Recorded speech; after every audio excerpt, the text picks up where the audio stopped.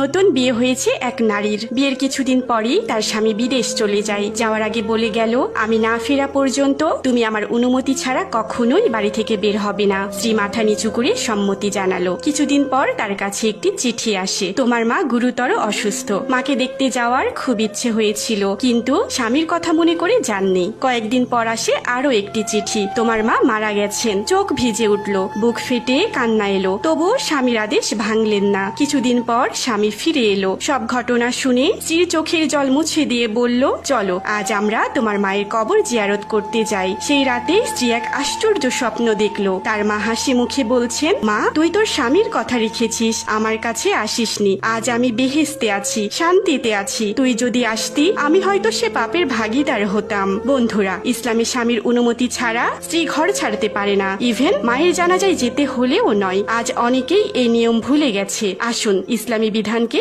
সম্মান করি। আল্লাহর সন্তুষ্টি আমাদের সবার লক্ষ্য হোক।